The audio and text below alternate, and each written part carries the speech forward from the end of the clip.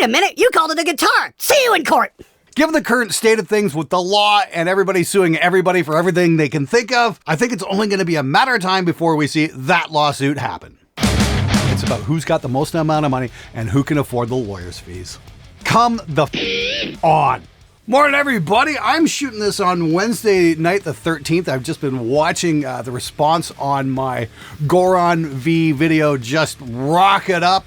Clearly, this is the kind of video you guys like to watch. I just want to say thank you to everybody for clicking on that video and leaving a comment. I'm reading every single one. And to all the new people joining the channel, hey, if you do me a favor, hit the subscribe button. It'd be really cool. I'm going to be giving away something really special at 1 million subscribers. It's my dual rectifier from the year 2000 that wound up on the first two Woods of Ypres albums.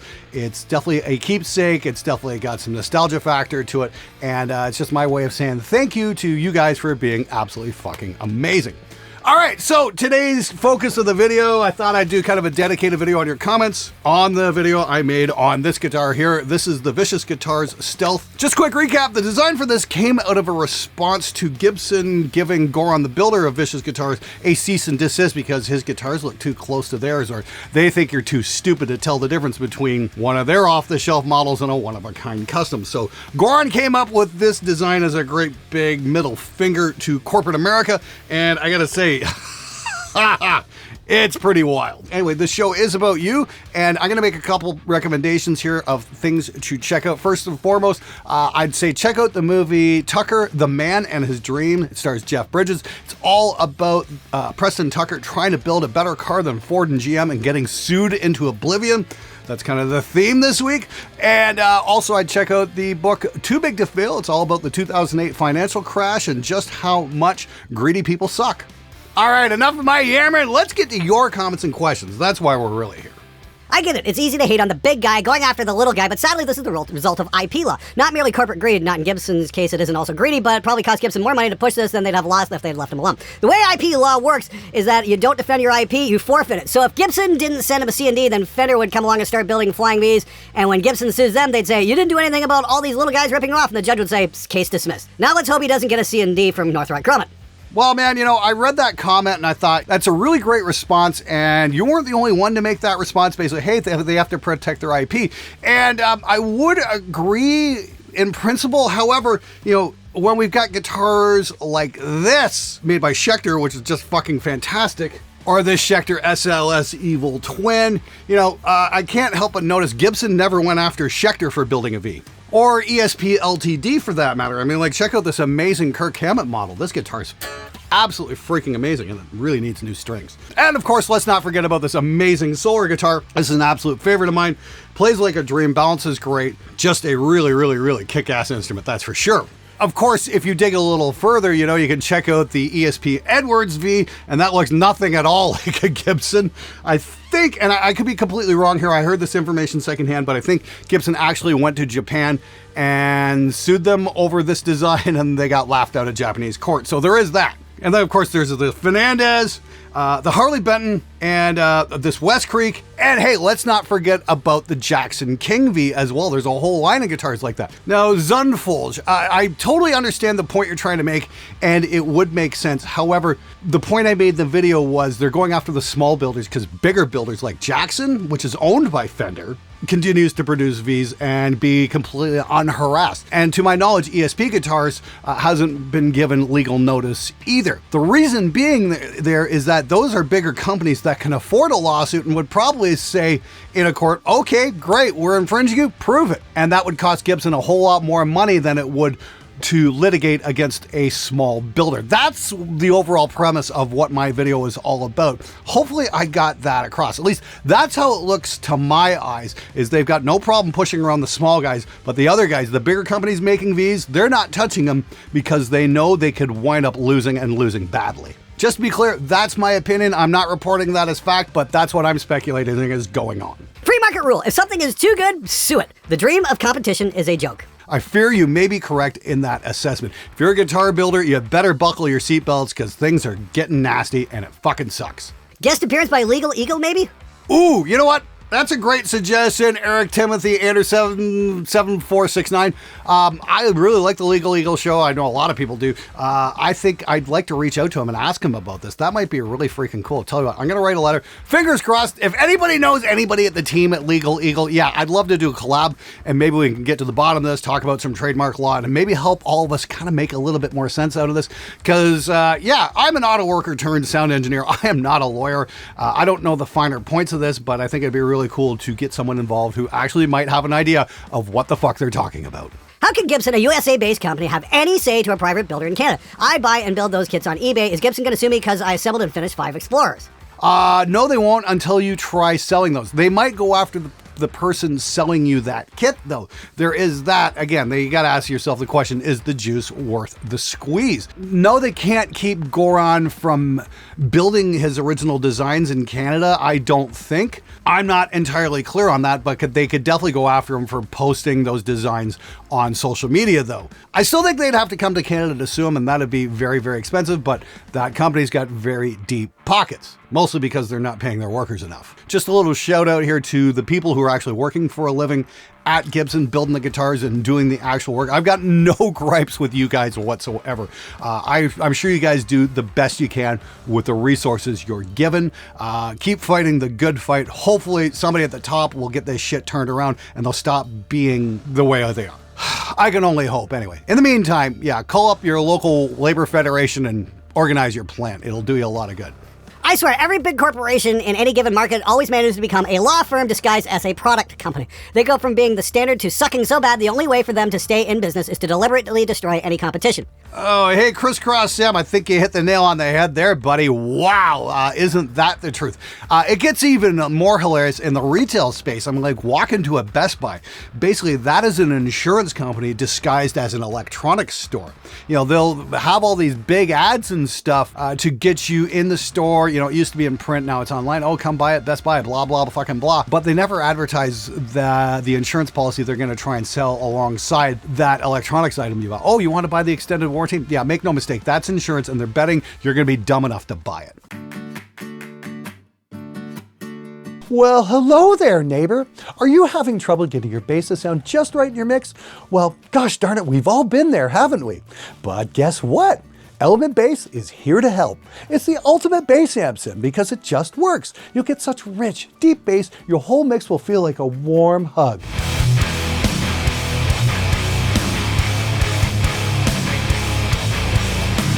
And don't worry about your bass player's amp. Element Bass is way better, but let's keep that our little secret, okay? So why not treat yourself to something nice? Because gosh darn it, your music deserves it.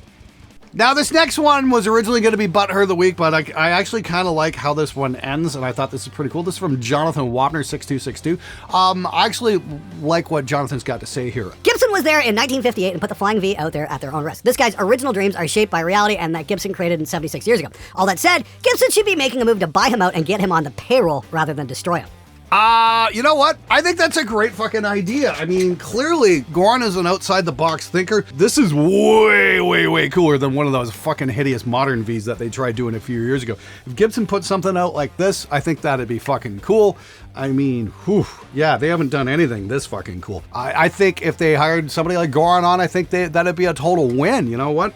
Great idea. Hopefully somebody at that corporation is listening and wouldn't mind hiring a few people who can think outside the box and hopefully, maybe, elevate their product line. Instead of having everybody fight each other, yeah, bring them on board, get some ideas going, and maybe build something new and amazing.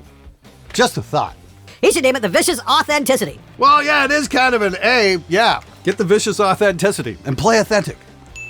Gibson has also gone after a one-man custom builder in New Mexico as well, LEF Guitars. Check him out, expectantly to spite Gibson. Okay, you heard it there. Go check out LEF Guitars. Maybe we can get a graphic up here. Hey, LEF Guitars, maybe we can check out one of your guitars as well. It might be pretty cool.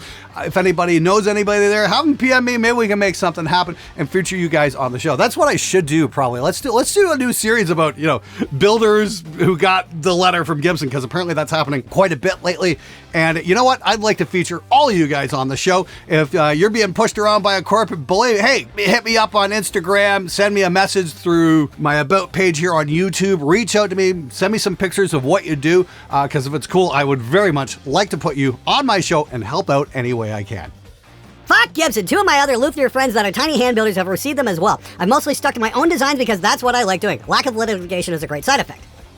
Yeah, they're Blue Gas 7819. Sorry about that. Sorry, your buddies are dealing with that crap too. Once again, same deal here. Have them reach out to me. If they're building something cool, I'd love to feature them on the show. Maybe we can make it happen. Maybe I can help bring some of these guys into the public eye and show exactly what's going on and feature their products, because nobody deserves to be pushed around by a corporate behemoth. Remember October Guitars? Gibson went after them for 3 patent infringements in one suit, and Gibson lost. Then a couple of months later, filed those 3 suits individually, while ESP and Spectre filed lawsuits on the same day. It's a cutthroat business. Yeah, as I'm learning here in the comments with a lot of the stories you guys are sharing, this doesn't sound like a kind of business I'd honestly want to go into, because it just seems like there's so much bullshit to deal with when it comes to this sort of thing. It's like, guitars have to have certain things in order to function, and if they got 3 patent infringements, I mean, yeah, if you're October Guitars, yeah, you beat the one suit and then they just come back with the same suit but broken up into 3 parts. That's got to be devastating. I mean, like, the lawyer fees on that are just going to be fucking outrageous. And you didn't say if they're still together or not, but the fact you started this with remember, maybe they're not. I don't know. I'd love to know, though, so if anybody has any info on that, leave a comment below. I'd love to learn something here. I'm just wondering how Harley Benton was able to sell guitars that look like Strats, Tellys, PRS, and Les Pauls. Well, it's pretty simple, actually. Harley Benton is owned by Thomann.